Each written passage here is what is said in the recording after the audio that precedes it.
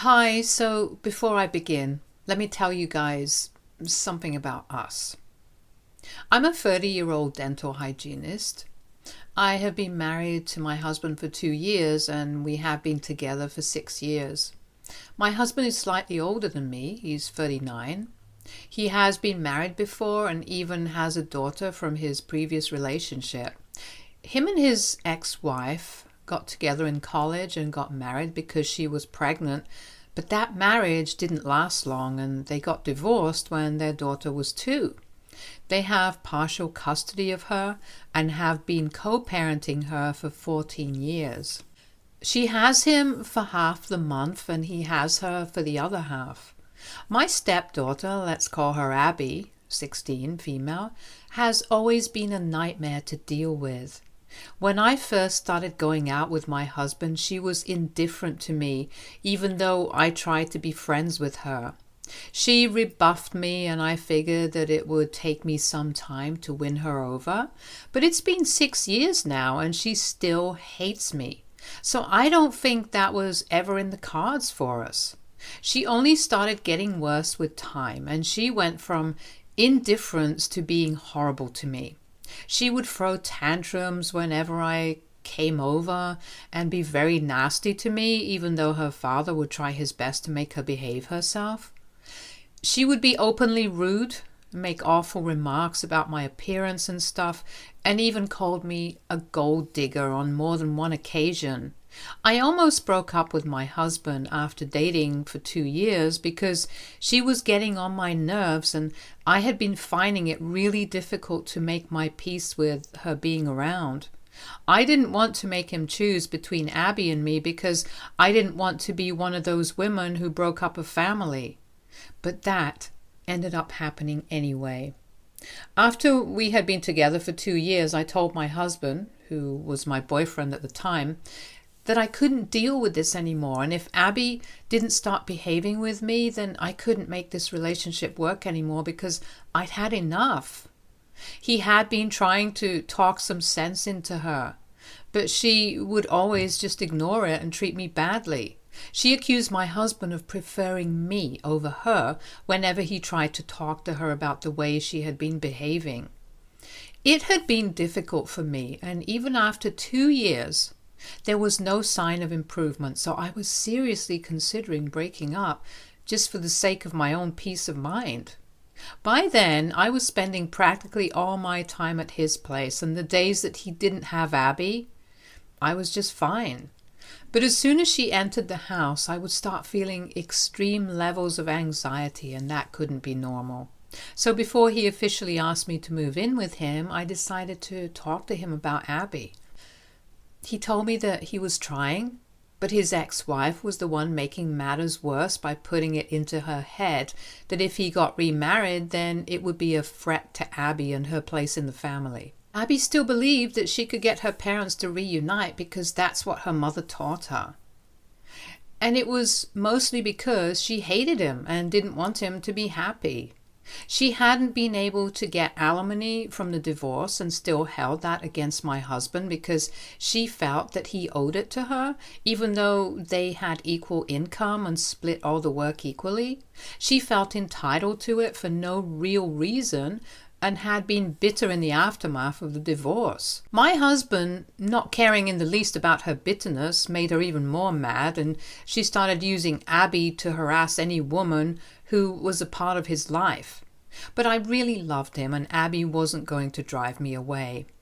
So he did the only thing that he could do and decided to threaten Abby by telling her that if she misbehaved with me again, then he would permanently cut her off and make her live with her mother forever. Now, Abby hated me, but she did love her father and he had never threatened to send her away before. So that really scared her and she started behaving herself. She wasn't nice to me, but she started to ignore me instead of being horrible to me, and that was a huge improvement. With that out of the way, he and I started living together, and even on the days that he did have Abby, it wouldn't be a problem for me because now we would just not speak to each other unless it was absolutely necessary. It felt strange in the beginning, but I got used to it, and I was much happier after that. So when he asked me to marry him, I said yes, because now everything was finally working out. On the day of our wedding, Abby looked very upset, but thankfully she didn't do anything. Part of the reason might have been the fact that my husband had given his sister strict instructions to keep an eye on her, to make sure she didn't attempt to ruin the day. It was sad that he had to take precautions against his own daughter, but at least that prevented anything bad or embarrassing from taking place. Even after we got married, nothing much changed, and Abby and I continued to be indifferent to one another. Just to be clear, I didn't have anything against her personally, and I actually even felt bad for her because it couldn't be easy having a mother who was just using you to get back at her ex-husband. If she had ever approached me to apologize, I would have gladly accepted it and tried to be a good stepmother, but I couldn't accept an apology that I never received. And after the way that she had terrorized me for months when I first got together with my husband, I didn't have it in me to talk to her and try to befriend her.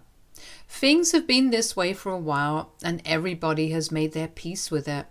Then, about 7 months ago, my husband and I found out that I was pregnant, and we were really excited, so we threw a party to announce it. Abby was there, obviously, but she was very unhappy when she found out that the reason we were throwing the party was because I was going to be a mother. She actually stormed out of the living room in tears a few minutes after I made the announcement, and my husband had to go after her to console her. He told me that she was upset because she was going to have to share her dad with another baby, but I knew that she was more upset about me becoming a permanent part of the family now. It became even more obvious when, after getting to know that I was pregnant, she started doing strange things around the house on purpose.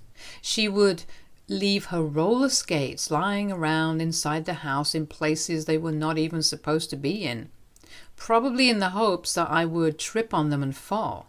More than once, she had left strong-smelling food items out, knowing that they would make me nauseated after I entered my second trimester. But these were petty things, and I didn't let them get to me or bring it up with my husband because I didn't want to seem paranoid and freak him out. The last straw was what happened at my baby shower a couple of days ago, and I don't think I'm reading too much into that. Everybody had been invited to my baby shower, and my husband had ordered a special cake for me, which was also supposed to be the gender reveal cake. We had waited because we wanted to combine both the events, and everyone was really excited about it. I cut the cake and was about to bring out a slice so we could all see the color on the inside, but before I could grab it, I felt somebody pushing my face into the cake and holding it for a few seconds until my husband grabbed my shoulders and brought me back up. I already had asthma, and I felt I was suffocating while my face was being held down inside the cake.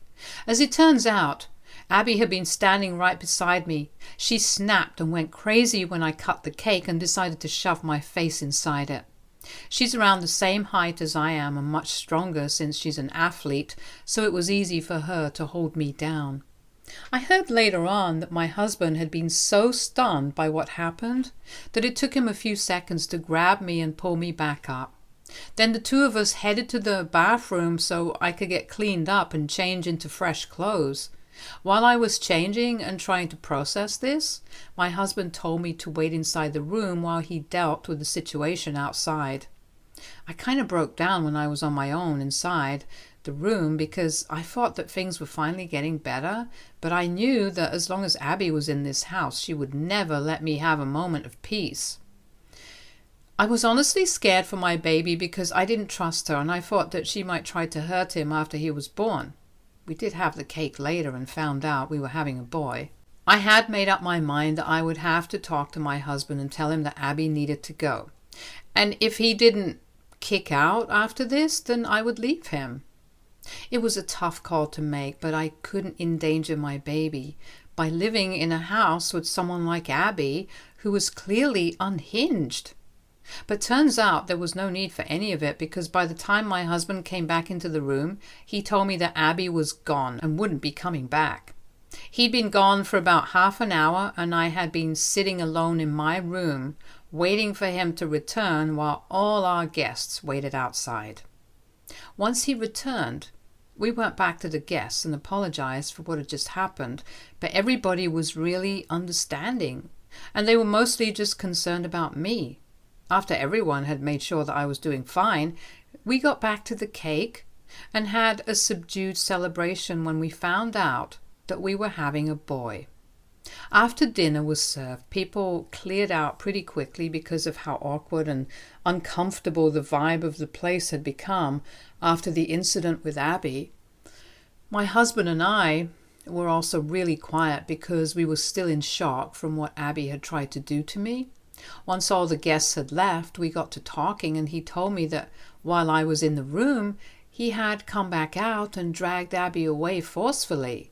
She had just been standing in the same spot looking really pleased with herself while everyone stared at her with horrified looks on their faces.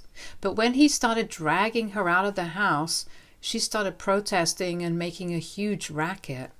He didn't stop and dragged her to the car and then dropped her off at her mother's house. He didn't have enough time to talk to her mother, so he just dropped her off and told Abby to explain to his ex-wife what had happened. She kept screaming at him about the car ride, but he paid her to mind because he couldn't let this go on and put me and our baby in danger. He had given her enough chances to become a better person, but she just wasn't going to change, and he wasn't going to tolerate it anymore. He apologized to me because he felt like he had put me through a lot for the sake of his daughter, and we ended up crying and hugging, and that's how relieved we were when Abby was finally gone. The next day, he dropped off all her clothes and stuff at her mother's place and told her that he wouldn't be taking her back anymore because he was done with her. He informed his ex-wife that he would be speaking to his lawyer shortly and they were going to renegotiate the custody terms formally, but until then she would have to look after her because he couldn't put me and our baby at risk of being harmed by Abby. And she had proven that she was fully capable of doing that. He told her that she had made her this way and had encouraged her to be a brat throughout her childhood, so now she would have to take accountability for it and raise her. Her mother didn't take it well and refused to accept the responsibility of taking care of Abby on her own. Thankfully, Abby wasn't at home. She was at school, so she wasn't there to overhear that conversation because that really would have broken her heart and probably pushed her off the edge for good. Her parents were actually fighting over who had to keep her, but while my husband had genuine valid reasons not to want her around anymore, her mother didn't have any and only said that she didn't have the time or resources to raise Abby on her own. For the record, she was the receptionist at a really small-scale family-owned firm, so it certainly wasn't as if she was the busiest person on earth and she was always back home by 6. As for the resources, my husband had agreed to pay her child support, but she didn't want that either. And it was pretty surprising, because their fallout had been over money in the first place.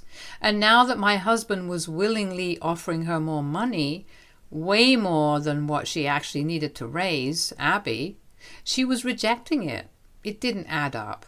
But even though my husband kept persuading her, she refused to take on that responsibility. Eventually, she agreed that she would look after her for a few weeks, but after that, my husband would have to arrange something for her. So overall, that conversation didn't go as planned, but my husband is sure that when they start renegotiating the custody terms legally, he won't have much trouble getting her to take in Abby. We have no idea why she doesn't want Abby because it's very obvious that the two of them have a better relationship than she does with my husband. And yesterday we found out that even Abby doesn't want to stay with her mother full time, which was extremely shocking, since I believed that she would love the opportunity to move out of here permanently. She called her father yesterday to apologize for what happened at the party, and she was crying while she said that she didn't want him to give up her custody. She was devastated when her mother told her that my husband was about to renegotiate the custody terms and that she might end up living with her permanently with no chance to ever visit her dad again. So now she wanted to apologize to me because she didn't want to lose her relationship with her father, and she kept pleading with us on the phone not to do this.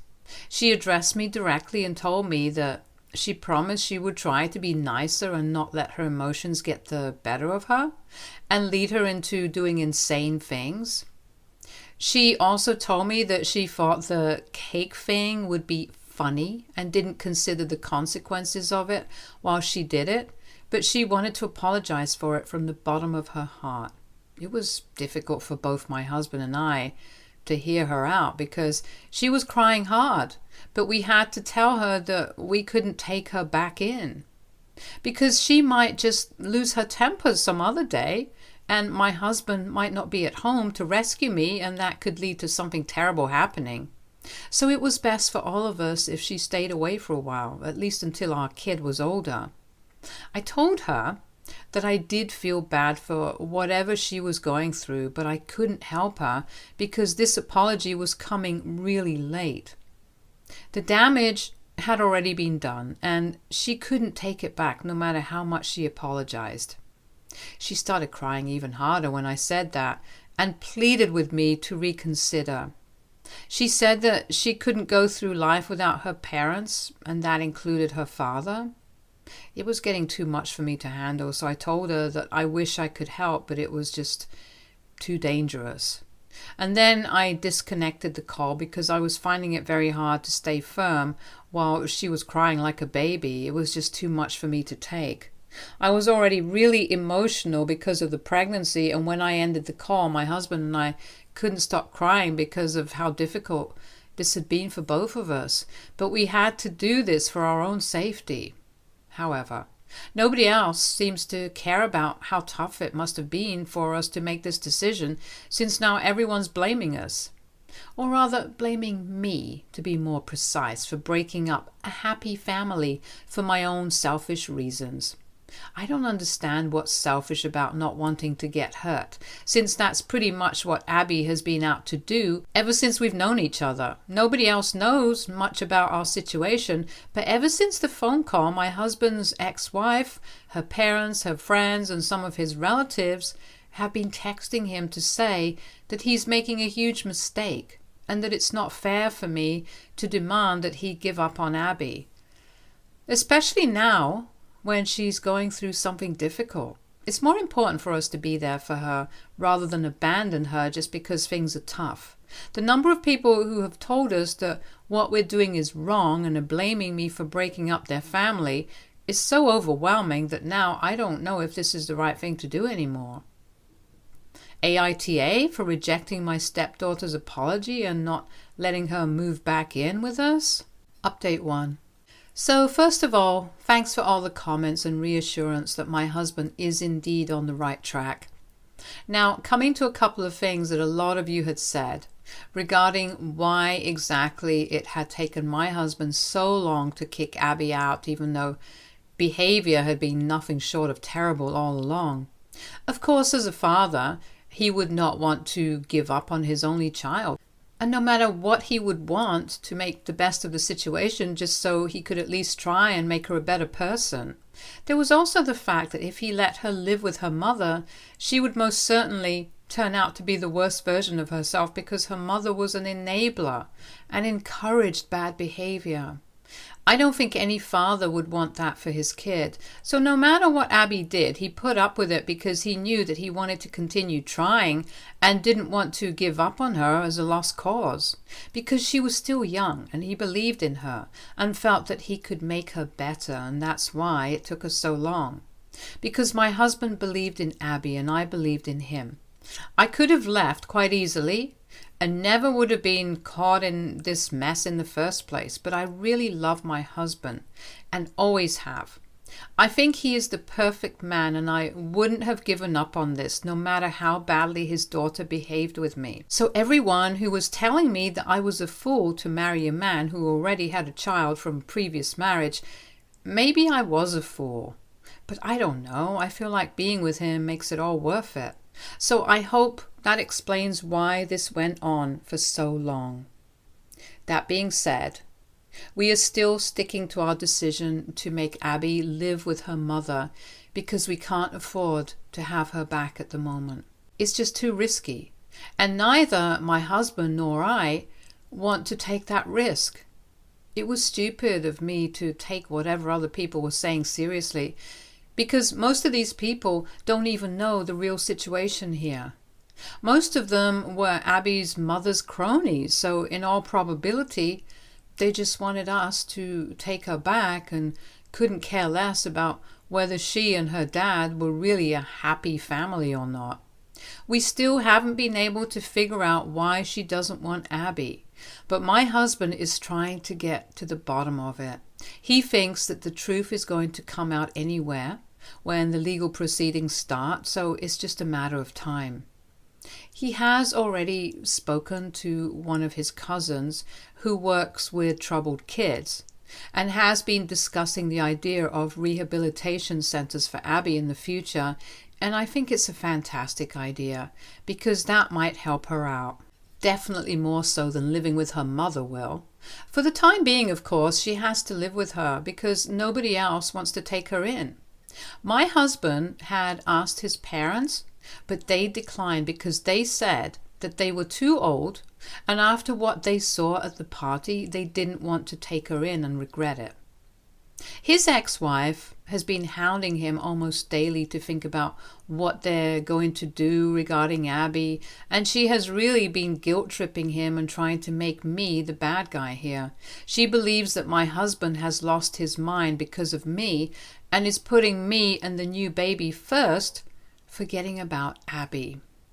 Which is crazy because he had tried to balance everybody for a really long time, but she didn't seem to care about that.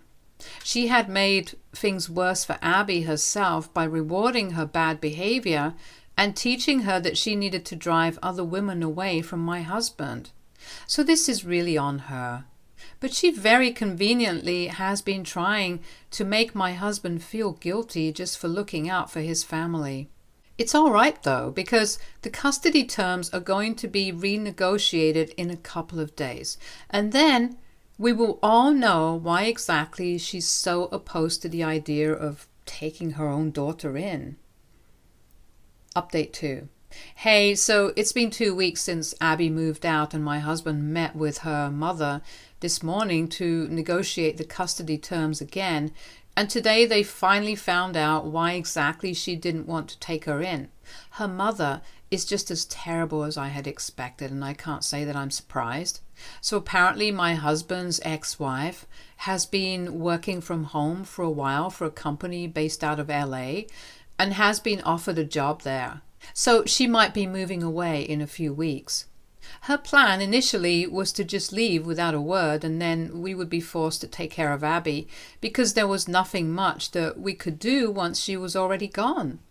However, it got derailed because of what Abby pulled off at the baby shower, and now she was probably going to be stuck taking care of her for the rest of her life. She had a total meltdown, and they had to adjourn the session because they couldn't continue while she was crying and acting crazy. Even the mediator seemed really scared. When my husband came back home and told me about this, he seemed really upset because he felt like his daughter's future was just doomed, and there was nothing he could do to prevent it. I tried to comfort him, but I didn't really know what to say because in a way he was right. There really wasn't much that we could do here. Neither parent wants custody, and while my husband had genuine reasons not to want her around right now, her mother's reasons were kind of selfish, but still couldn't be overlooked completely. He had spoken to his lawyer and was told that there was a very real chance that she might end up having to enter the foster care system if neither of them stepped up, and that was a really sad thought. Even though what she did to me was horrible, I still wouldn't wish something like this upon her, or anybody else for that matter, because she's just a kid at the end of the day. She has had a rough life, and I don't mean rough because her parents didn't have money or whatever, like most people mean it. Rough because her mother used her to get back at her father and didn't really love her. Because if her mother did have any love for Abby, she wouldn't have used her like a pawn in her crazy mind games. I don't like that kid, if I'm being really honest, but I don't blame her for how she turned out. I blame her mother. She is the root cause of all evil here. I can't believe she had planned to just abandon Abby with us and take off so she could enjoy her fabulous new life in LA. I hope she gets fired or something. She would totally deserve it. Update 3.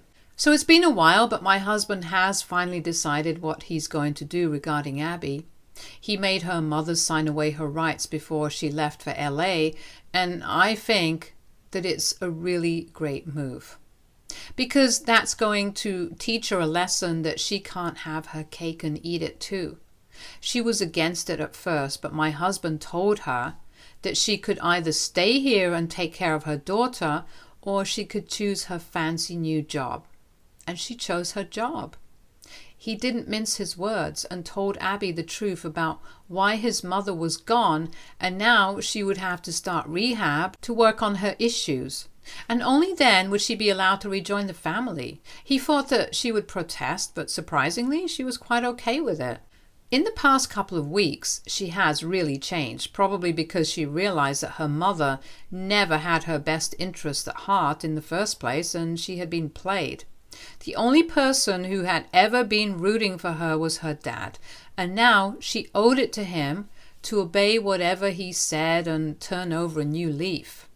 She was a lot more subdued as a person now, and it was quite sad, but I hope that rehab works for her and she comes back better. My husband spoke to his cousin and arranged something for her. It's a 6-month program, so by the time she comes back, my baby will be born. I honestly hope for nothing but the best for Abby. Heaven knows that kid deserves something good to happen now. Update 4. Hi guys, so I just gave birth to our baby boy about 4 weeks ago, and my husband and I are thrilled to share the news with you guys. I feel like you guys have also been an equal part of our journey, just as much as our real life friends.